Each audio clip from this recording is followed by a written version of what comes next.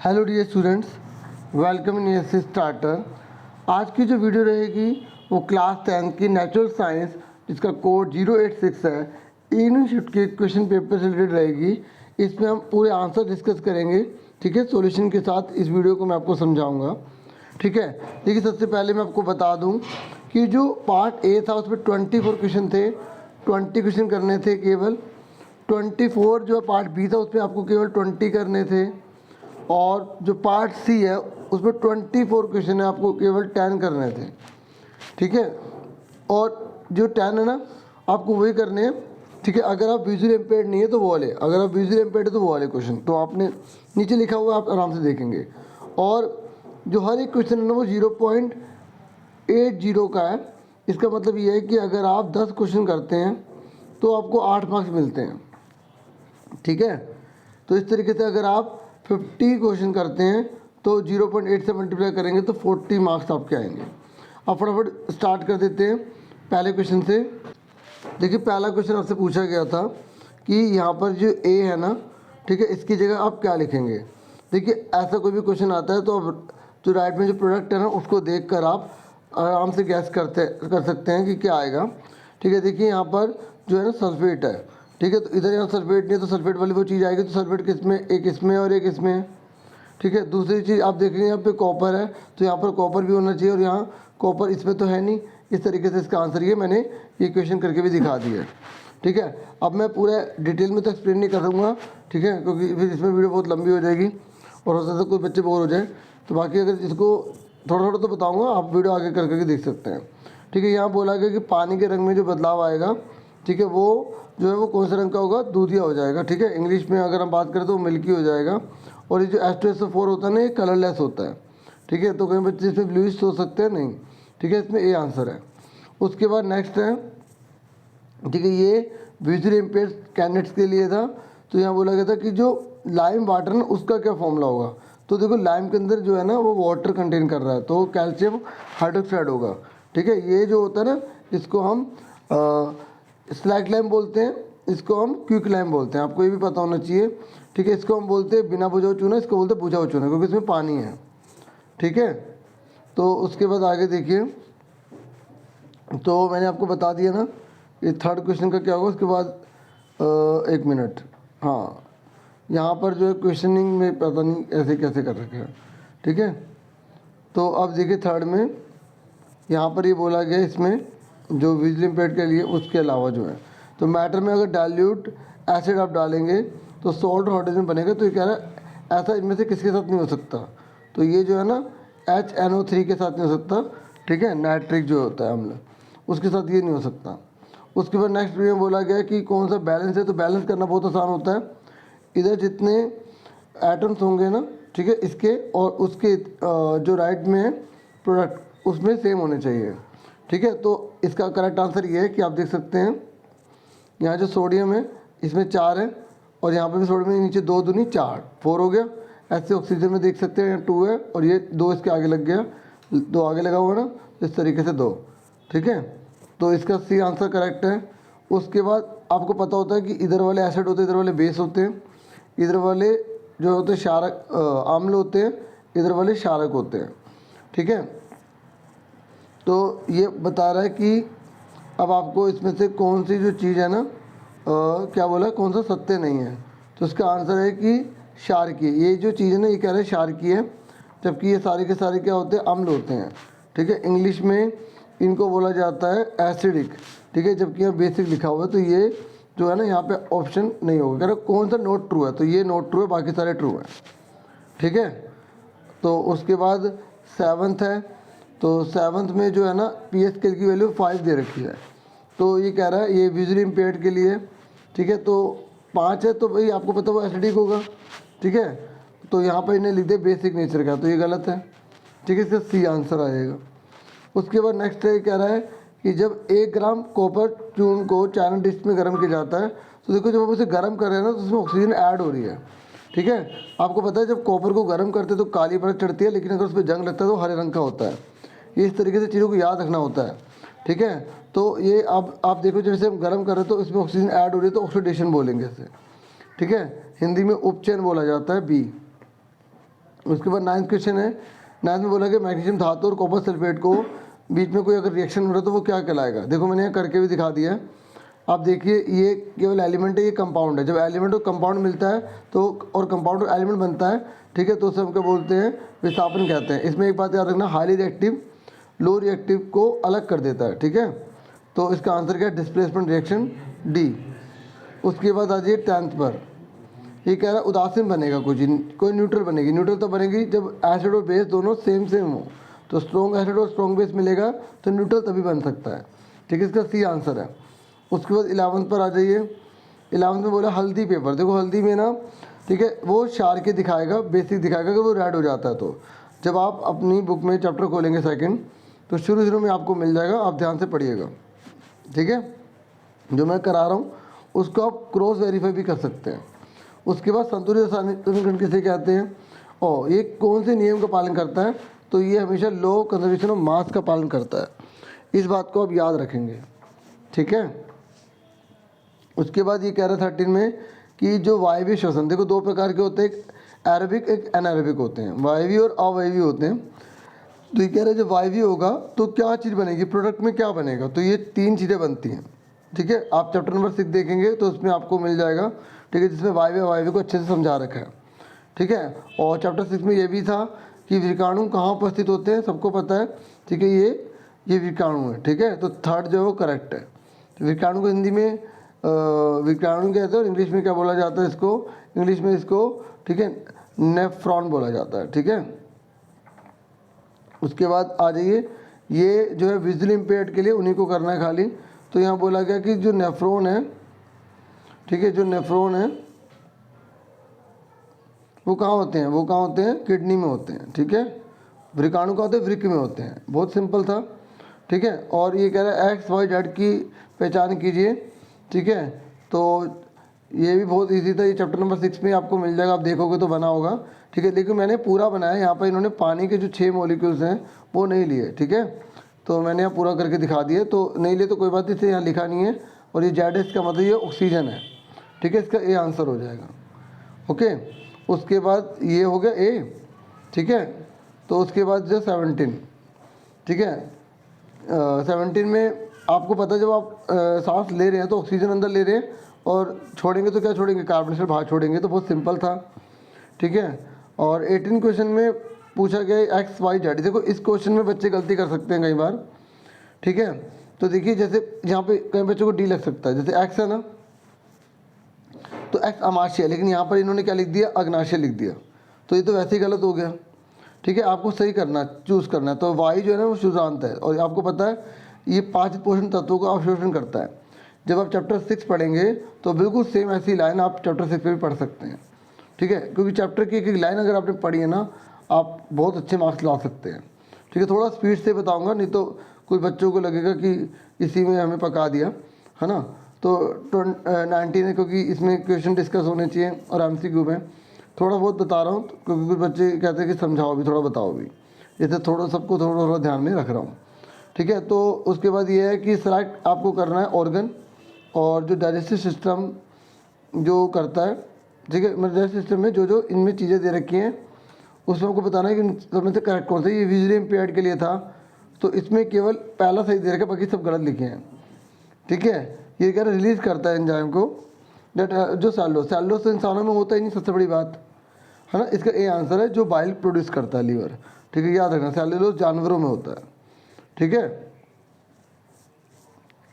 आगे देखिए 20 है। 20 में बोला गया है कि पितरस का क्या काम है, तो ऊपर वाले से हिंट मिल गई, सेलुलोज के पाचन में मदद, तो ये कर ही नहीं सकता, ठीक है। तो ये इसका सी आंसर हो जाएगा, ठीक है। मैंने लिखा है नहीं, करेक्ट मैंने लिखा है, ठीक है, पूरे 100% वेरीफाइड है, ठीक है। आगे देखिए शॉपिंग मॉल है, ठीक है, उसमें व्यापक देखना है। हम चाहते हैं कि बहुत सारे इंसान दिख जाएं, बहुत सारे लोग दिख जाएं, तो उत्तल दर्पण का यूज़ किया जाएगा, कॉन्वेक्स मिरर का। कोई कॉन्वेक्स मिरर क्या करता है, चीज़ों को छोटा कर देता है, ठीक है। उसके बाद कह रहा है कौन अवतल दर्पण द्वारा बनने वाले प्रतिबिंब की विशेषता नहीं है। तो देखिए अवतल जो दर्पण होता है ना, उसमें जो है 5 में जो है अलग अलग प्रकार की आकृति बनती है, उसके बाद एक दर्पण के पीछे बन जाता है, मतलब 5 वास्तविक और उल्टे होते हैं, ठीक है। और एक छठा ही होता है सीधा। ये कह रहा है हमेशा सीधा बनेगा, तो बिल्कुल गलत है, बस ये चीज़ की सही है, बाकी मतलब इसने बोला ना कौन सी विशेषता नहीं है, तो इसका ए आंसर है। ठीक है, उसके बाद 23 है, 23 में बोला है इसकी पहचान कीजिए। ठीक है, तो ये जो है ना, ये मैंने यहाँ पे लिख दिया है, कई बच्चों को इसमें कन्फ्यूज़न हो सकता है, अफसारी अफसारी, तो हिंदी में अफसारी बोलते हैं अफ्तल को, तो अब आपको पता लग गया अफ्तल है ये उत्तल है। ठीक है, तो इसलिए इसका बी आंसर है। ठीक है, क्योंकि आप जब पेपर करेंगे टर्म फर्स्ट के, तो उसमें ये वीडियो आपके लिए हेल्पफुल हो जाएगी। ठीक है, इंग्लिश वाले देख सकते डाइवर्जिंग को कॉनकेव कहते हैं, कन्वर्जिंग को कॉन्वेक्स कहते हैं, तो आप समझ जाएंगे कौन सी फिगर है। ठीक है, तो ये बी हो गया। उसके बाद ये यहाँ पर आगे 24 है, ये बोला कि विजुअली इम्पेयर्ड कैंडिडेट के लिए है। तो देखिए यहाँ पे ना ये कन्वर्जिंग मिरर दे रखा है, यानी कि कॉन्वेक्स, और कॉन्वेक्स में एफ जो होता है वो प्लस का होता है। ठीक है, तो यहाँ पर हमें रेडियस दे रखी है 20, तो एफ हमेशा आधा होता है, मैंने निकाल के दिखाया। ठीक है, तो 10 आ गया इसका। ठीक है, भले ही ये विजुअली इम्पेयर्ड के लिए, लेकिन आप भी देखें क्योंकि आपकी भी हेल्प होगी इसमें। उसके बाद 30 सेंटीमीटर है। ठीक है, अवतल दर्पण है, फोकस दूरी निकालनी है, तो ये भी देखो यहाँ पर क्या है, अवतल है, कॉनकेव है, और कॉनकेव में एफ माइनस का होता है। ठीक है, लेकिन यहाँ माइनस प्लस दिया ही नहीं है, तो हमेशा अगर जब भी हमें फोकल लेंथ निकालनी होती है तो रेडियस का आधा कर देते हैं, इसी की तरह कर देंगे, तो 30 का आधा 15 आ जाएगा। उसके कह रहे जो तारे टिमटिमाते हैं ना, वो कौन सी परिघटना होती है, वो होती है एटमॉस्फेरिक रिफ्रैक्शन होती है। ठीक है, आगे देखिए, उसके बाद है 27 में देखो जो पावर ऑफ लेंस होता है और जो फोकल लेंथ होती है ना, उन दोनों में उल्टा रिलेशन होता है। जब आप अपनी बुक देखेंगे तो उसमें आप जो है देख सकते हैं, लास्ट जो आप देखेंगे पेजेस आएंगे ना लास्ट वाले, तो उसमें आपको मिल जाएगा जो आपका चैप्टर है 10 चैप्टर है। ठीक है, 10 चैप्टर में आप लास्ट के पेज में देखेंगे, आपको मिल जाएगा जो पावर और जो फोकस है उसमें उल्टा रिलेशन होता है। ठीक है, तो इसलिए इसका आंसर जो है वो ये होगा सी। ठीक है, ये मैंने करे भी हुए हैं। ठीक है, लिख भी दिए ताकि जो बच्चे समझ रहे वो आगे करके अपने आंसर मैच कर सकते हैं। ठीक है, तो अभी कह रहे कॉनकेव लेंस क्या है। देखो कॉनकेव लेंस अगर पावर माइनस की होती है, ठीक है, डायोप्टर में यूज़ की जाती है, माइनस की होती है तो वो कॉनकेव होता है, प्लस की होती है तो कॉन्वेक्स होता है। ठीक है, इसका बी आंसर है। और ये कह रहा है कि इनमें से कौन सी फिगर बिल्कुल सही दिखाती है प्रिज्म को। ठीक है, तो इसका बी आंसर है। और उसके बाद कह रहा है कि आप जो विजुअली इम्पेयर्ड है उनसे पूछा रहा है कि सबसे ज़्यादा रंग कौन सा झुकता है, सबसे कम कौन सा रंग झुकता है। तो आपको पता होना चाहिए जो वॉयलेट होता है ना, वो सबसे ज़्यादा झुकता है, क्योंकि आपको याद होगा। ठीक है, इसाक न्यूटन ने किस तरह के विबग्योर क्या बताया था, 7 रंग, वाइट जो कलर होता है वो 7 रंगों में टूट जाता है। ठीक है, ये याद करने का तरीका होता है विबग्योर, GYOR, फिर ऊपर O, फिर उसके O के ऊपर R हो जाता है, विबग्योर होता है पूरा। ठीक है, GYOR, ठीक है, विबग्योर होता है। ठीक है, इस तरीके से याद किया जाता है। तो जो नीचे होगा उतना ज़्यादा झुकेगा, ठीक है, जो ऊपर होगा उतना कम झुकेगा। बी आंसर है इसका। ठीक है, उसके बाद जो है नेक्स्ट हमसे पूछा गया था, एक मिनट, हाँ 31, तो 31 क्वेश्चन है। अब ये सेक्शन बी है। ठीक है, तो 31 क्वेश्चन पूछा गया है। 31 में ये बोल रहा है एक्स की वैल्यू क्या होगी। देखो जब सूर्य के प्रकाश में रखेंगे ना तो सिल्वर और क्लोरीन अलग अलग हो जाएंगे। ठीक है, तो ये आप जब चैप्टर देखेंगे आपका पहला ही है, ठीक है, उसमें आपको मिल जाएगा। ठीक है, और ये जो है कौन सी अभिक्रिया जिसमें दोनों अलग हो जाते हैं, ये मुझे आप कमेंट बॉक्स में करके बताना। ठीक है, जब एक से 2 पार्ट में टूट जाते हैं, अलग हो जाते हैं, जैसे 2 से 1 में जुड़ते हैं तो उसे कॉम्बिनेशन कहते हैं ना। ठीक है, जब एक से ज़्यादा टुकड़ों में टूट जाते हैं उसे क्या बोलते हैं, मुझे कमेंट बॉक्स में बताना। ठीक है, इससे मुझे पता लग जाएगा कि कुछ बच्चे ध्यान दे रहे हैं नहीं दे रहे। ठीक है, तो मेरी मेहनत सफल हो जाएगी, इस तरीके से मैं कह सकता हूँ ए। ठीक है, उसके बाद जो है यहाँ पर कह रहा है इसकी प्रकृति बताइए। देखिए इसमें ना ये 1 2 3 एक एक बूंद डाली गई है। ठीक है, MgO के अंदर डाली गई है, तो इस तरीके से ग्राफ ऐसे ऐसे ऐसे ऐसे आता चला जा रहा है। तो ये कह रहा है कि अगर ये नीचे की तरफ बढ़ रहा है तो ये कौन सा गुण है इसमें। देखो अगर 7 से नीचे हो जाता है pH स्केल की वैल्यू तो अम्ल होता है। ठीक है, मैंने आपको अभी बताया था 7, 0 और 14। 7 से नीचे जाओगे तो वो क्या होगा, एसिड होगा। 7 से ऊपर जाओगे तो वो बेस होगा। ठीक है, तो अम्लीय प्रवृत्ति इसमें आएगी, ठीक है। एसिडिक आएगा, ठीक है, समझ में आ गया। जैसे जैसे ये 7 से नीचे होता जाएगा एसिडिक होता जाएगा। उसके बाद नेक्स्ट है, ये कह रहा है कि अगर समान प्रबलता और समान मात्रा में एक अम्ल और क्षारक को डाल देते हैं तो वो मिश्रण कैसा बनेगा। देखो दोनों की सेम स्ट्रेंथ बोल रहा है, तो क्वांटिटी भी सेम बोल रहा है, मिक्स कर दिया है टुगेदर, तो क्या बनेगा, वो न्यूट्रल बन जाएगा, ठीक है। समझ में आ रही है। जैसे HCl और NaOH को मिलाते हैं तो क्या बनता है, कॉमन सोल्ट बनता है ना, तो न्यूट्रल ही तो होता है। आगे देखिए, वे धातुएं जो ऑक्सीजन जो पानी में घुलनशील होते हैं, जो पानी में घुल जाती है ना, उन्हें हम क्षार कहते हैं, अल्कली कहते हैं, ठीक है। और जो एसिड बेस दोनों से रिएक्शन करते हैं उन्हें एटमॉस्फेरिक कहते हैं। ये बॉयज़ में आया था, मतलब सॉरी मॉर्निंग शिफ्ट में आया था, ठीक है, एल्कली। तो इसका आंसर समझ में आ गया, A 34 का ए। उसके बाद जो है इसने बोला कि कौन सा मैचिंग बिल्कुल करेक्ट है, तो जो मरकरी होता है वो रूम के टेम्परेचर पर लिक्विड पाया जाता है, ठीक है। इस तरीके से इसका आंसर बी हो गया। उसके बाद नेक्स्ट बोला गया है कि ब्लीचिंग पाउडर का क्या फॉर्मूला है, चैप्टर नंबर 2 में देखेंगे तो आपको मिल जाएगा, ठीक है। कैल्शियम ऑक्सीक्लोराइड, ठीक है। उसके बाद दांत अगर सड़ रहे हैं तो आप क्या करेंगे, आप बेस लगाएंगे, ठीक है, क्लियर। उसके बाद अब ये जो है ना, जैसे आपको मैंने बता रखा होगा पहले भी कि असर्शन और रीज़न होते हैं, ठीक है, उसके बेस पर करने हैं। तो ये आप देख लीजिए कैसा है, ये आपको दे दिया और आपको 38 से 42 करने हैं। थोड़ा स्पीड से चलेंगे। देखो ये कह रहा है प्लास्टर ऑफ पेरिस का प्रयोग टूटी हड्डी को जोड़ने के लिए करते हैं। कह रहा है कारण इसलिए क्योंकि इसे पानी में मिलाते तो सख्त हो जाता है। बिल्कुल सही है। जब ये दोनों सही होते हैं और एक्सप्लेनेशन सही होता है तो ए पे क्लिक कर देते हैं, तो इसका आंसर ए है, ठीक है। उसके बाद जो है ये कह रहा है जलती मोमबत्ती में भौतिक परिवर्तन भी होता है। हाँ, जो मोमबत्ती पिघल गई वो दोबारा ठोस बन जाएगी तो भौतिक हुआ ना। जो चीज़ अपने आप में वापस आ जाती है उसे हम फिजिकल चेंज कहते हैं, जिसमें नया सब्सटेंस नहीं बनता। तो ये कह रहा है कि फिजिकल चेंज में ना नया सब्सटेंस बनता है, ये तो बिल्कुल गलत है। तो पहले वाला ठीक है, ठीक है, दूसरे वाला गलत है। हम इस पर सी पे टिक करते हैं तो सी आंसर होता है इसका, ठीक है। इसका आंसर क्या है, सी। उसके बाद कह रहा है कि जाइलम और फ्लोएम पादप में संवहन का उत्तक होता है, बिल्कुल सही। दोनों के दोनों जो होते हैं ये वास्कुलर टिश्यू होते हैं, ठीक है। लेकिन ये कह रहा है कि जाइलम और जो फ्लोएम है ना, ये हेल्प नहीं करते हमारे ट्रांसपोर्टेशन में, तो ये तो बिल्कुल गलत है। तो देखो पहले वाला सही है, बाद वाला गलत, तो सी आंसर हो गया, ठीक है। जब असर्शन सही होता है, रीजन गलत होता है, तो सी आंसर है। उसके बाद कह रहा है कि सूर्य दोपहर के समय सफ़ेद दिखाई देता है, बिल्कुल सही है।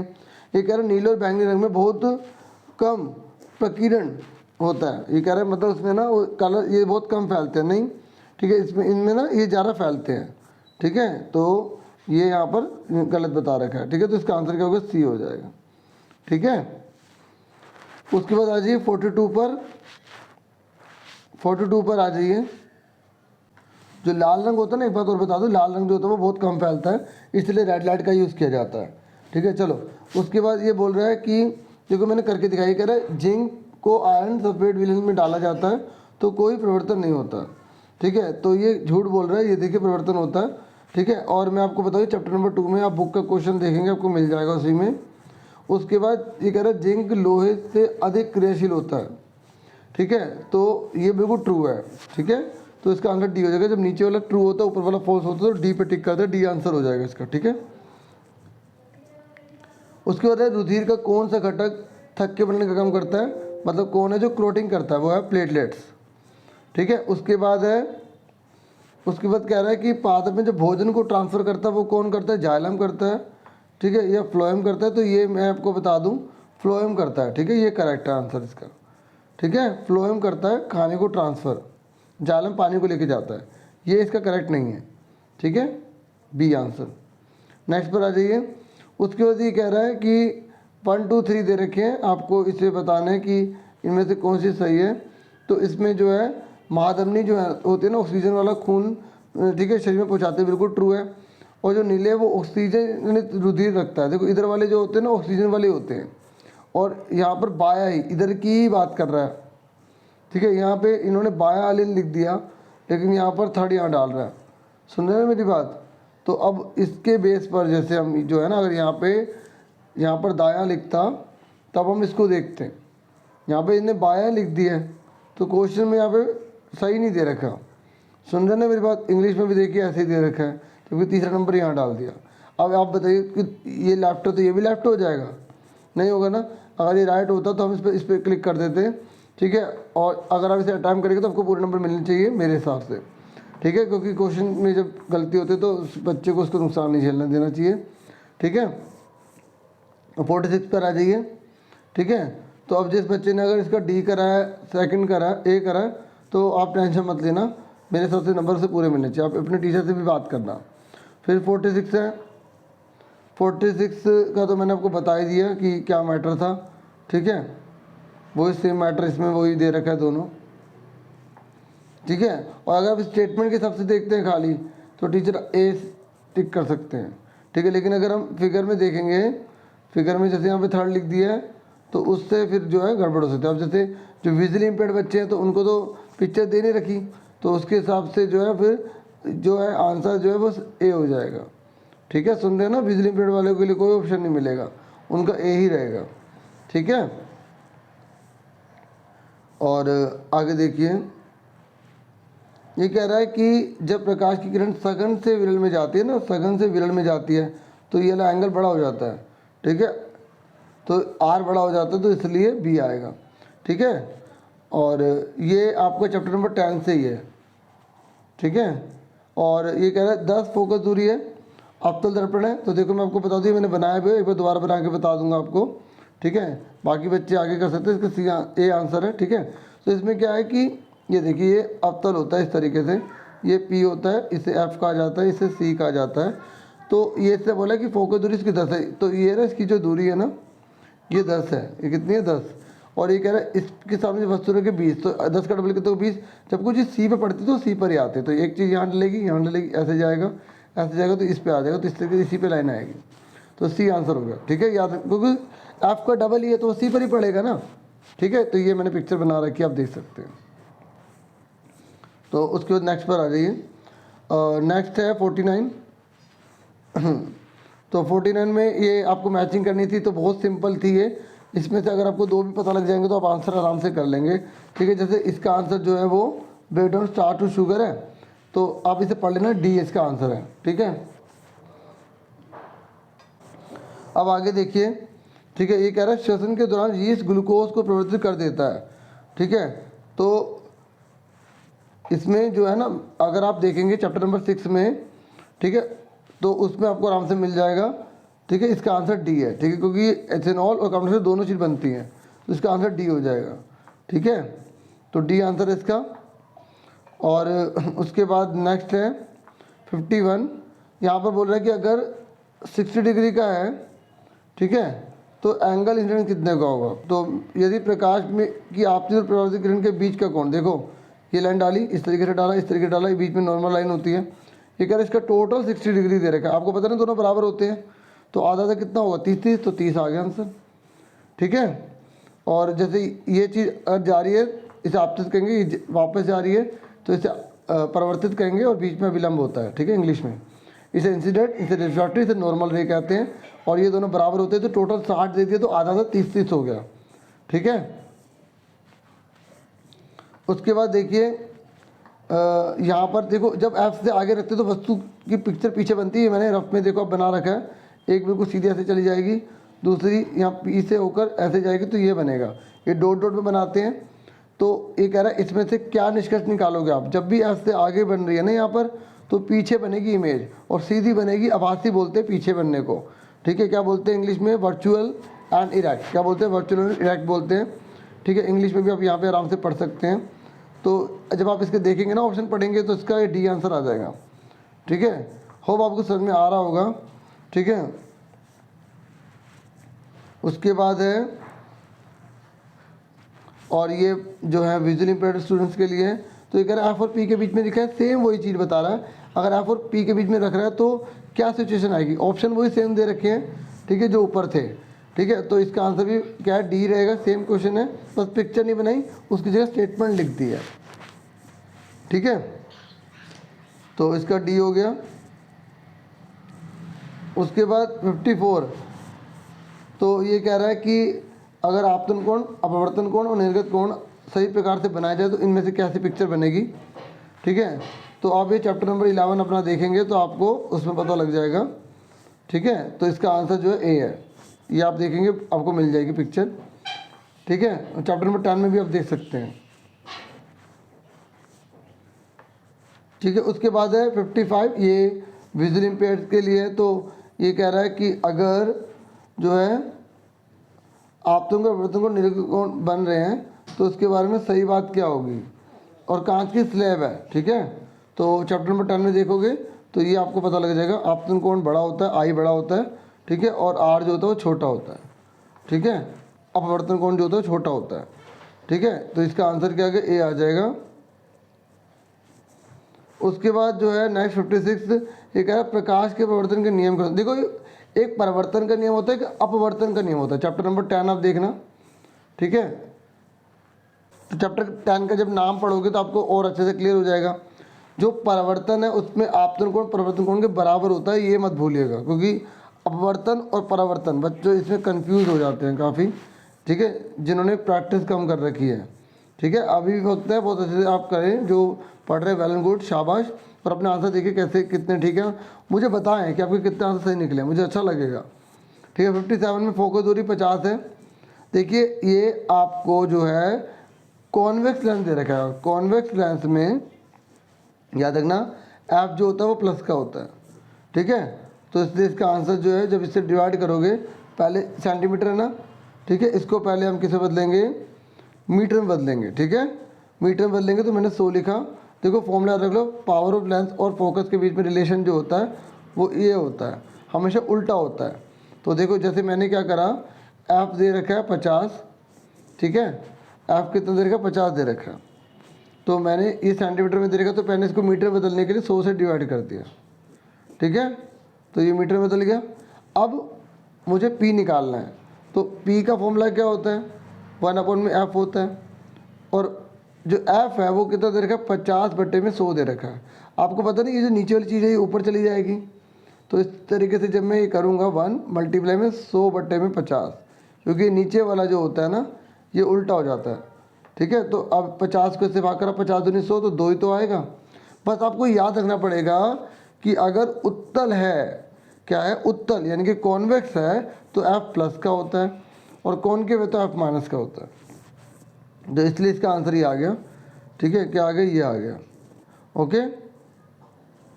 उसके बाद नेक्स्ट आ जाइए, ये विजुअली इम्पेयर्ड के लिए है। तो सेम वही क्वेश्चन है, 50 सेंटीमीटर तो कितना होगा, 2 डायोप्टर होगा। कह रहा आयनिक यौगिक की खास बात क्या होती है, देखो उनमें मजबूत होते हैं आकर्षण, लेकिन आयनिक होता है, ठीक है। तो बी आंसर आएगा इसका, ठीक है। तो ये बी आ गया इसका। उसके बाद आ जाइए, अब आ जाइए आपका सेक्शन सी, यहाँ सी लिखना था, ठीक है, सेक्शन सी पे आ जाइए। अब इसमें 12 क्वेश्चन है, आपको 10 करने हैं। केस स्टडी है, बहुत ही सिंपल है, ठीक है, और प्लास्टर ऑफ पेरिस के बारे में दे रखा है। अभी हमने ऊपर क्वेश्चन भी करे थे। तो पहला बोला गया कैल्शियम सल्फेट हेमीहाइड्रेट। देखो हेमीहाइड्रेट है ना, तो मतलब आधा मोलिक्यूल है पानी का, तो वो किस में होता है, ठीक है, प्लास्टर ऑफ पेरिस में होता है। और इसमें कितना होता है, इसमें 2 होते हैं, ठीक है, याद रखना। आप चैप्टर नंबर 2 देखना, उसमें आपको मिल जाएगा, लास्ट में पेजेस में देखना, ठीक है। एनसीईआरटी की बुक देखो या कोई भी बुक देखो, ठीक है। और 61 है ना, 61 में पीओपी, इसे पॉप नहीं पीओपी बोलोगे, पीओपी देखो ये लिखा है ना 2, है ना। तो ये कह रहा है कितने पर गर्म करेंगे, 373 पर। 62 है ना, तो 62 में, अच्छा आपको इससे थोड़ा आइडिया ले लेना चाहिए कि पेपर मतलब रीडिंग के बेस पर ज़्यादा आया, मतलब जिस बच्चे ने अच्छे से एक एक लाइन चैप्टर की पढ़ रखी है उसे किसी प्रकार कोई दिक्कत नहीं होने वाली, है ना। प्लास्टर ऑफ पेरिस का उपयोग डॉक्टर द्वारा टूटी हड्डी को सही स्थिति में रखने के लिए किया जाता है, ठीक है। तो क्यों किया जाता है, क्योंकि जल्दी से ठोस बन जाता है ना। तो इसलिए इसका आंसर क्या आ जाएगा, करेक्ट हो जाएगा, ठीक है। और जल को मिलाने में, इसमें जल मिलाते हैं तो इसमें से बुलबुले से निकलते हैं, ठीक है, एक्सोथर्मिक रिएक्शन होता है, ठीक है। आपने ऊपर पैसेज पढ़ोगे ना, आपको आंसर उसी में से मिल जाने हैं, ठीक है। तो उसके बाद केस स्टडी 2 है, ये आप पढ़ सकते हैं, ठीक है। और उसके बाद अब देखिए यहाँ बोल रहा है कि हानिकारक जब पदार्थों को बाहर निकालते हैं तो वो क्या है, उत्सर्जन होता है, मतलब एक्सक्रीशन होता है, ठीक है। चैप्टर नंबर 6 आप देख लेना। उसके बाद ये कह रहे हैं जो मनुष्य के जो उत्सर्जन तंत्र है, जो एक्सक्रीटरी सिस्टम है, ठीक है, तो उसमें कौन कौन सी चीज़ें कितनी होती है, किडनी 2 होती है, ठीक है, यूरेटर मतलब मूत्रवाहिनी 2 होती है, यूरिनरी ब्लैडर जो होता है वो 1 होता है, यूरेथ्रा 1 ही होता है, ठीक है। तो इसका आंसर सी आ जाएगा। उसके बाद ये कह रहा है कि ये बहुत बार आया हुआ पेपर में, the function unit of kidney is क्या है, नेफ्रॉन, ठीक है। उसके बाद कह रहा है एक रोगी के वृक्क के कार्य करने की क्षमता कम हो गई है, ठीक है, तो वो उसने आर्टिफिशियल लगा दिया है, ठीक है। वो क्यों लगाया है, ताकि उसका मेटाबॉलिक जो वेस्ट है ब्लड का, ब्लड से निकल जाए, ठीक है, ए आंसर है इसका। अब केस स्टडी, उसके बाद ये आपका है नेक्स्ट। और देखिए यहाँ पर बोला गया कि एक छात्र 2 डायप्टर जो है ना वाले 2 अवतल लेंस का उपयोग करता है, ठीक है। इसके संयोजन की कुल क्षमता कितनी होगी, ठीक है, तो 4 डायप्टर हो जाएगी, ठीक है। और उसके बाद जो है हमारा ये 70, इसमें बोला गया कि -2 अडेप्टर। देखिए जब माइनस का होता है ना, ठीक है, जब माइनस का होता है तो मैंने अभी आपको बताया वो कॉनकेव होता है, ठीक है, कॉनकेव लेंस हो जाएगा, ठीक है। उसके बाद जो है हमारा 71, तो 71 में प्लस का दे रखा है 1.5 डायोप्टर, ठीक है। तो इसकी फोकस दूरी निकाले, मैंने आपको बताया था कि दोनों में क्या होता है, उल्टा रिलेशन होता है, पी और 1/f में उल्टा होता है ना। तो इस तरीके से जब 1.5 नीचे लिखेंगे तो पॉइंट हट के ऊपर 10 हो जाएगा, तो 5 2 5 से 15, 5 to 10, तो 2/3 आ जाएगा, ठीक है। इस तरीके से 2/3 आ गया, ठीक है। इस तरीके से मैंने पूरा पेपर आपको समझा दिया। अगर फिर भी कोई कमी आपको लगती है, कुछ कोई भी बात है तो आप कमेंट बॉक्स में जरूर बताएं, ठीक है। तो बहुत से बच्चे कमेंट पढ़ते हैं और इससे क्या होता है कि एक टीम स्पिरिट होती है और काफ़ी अच्छी इम्प्रूवमेंट होती है, और भी मतलब बहुत अच्छे बेनिफिशियल मिलेगा मतलब स्टूडेंट्स को, ठीक है, और आपको भी और मुझे भी। तो आपसे फिर मिलेंगे आपसे नेक्स्ट वीडियो में। चैनल को प्लीज़ सब्सक्राइब जरूर कीजिएगा और आप शेयर भी कर सकते हैं। Thank you for watching and listening carefully. Take care dear students.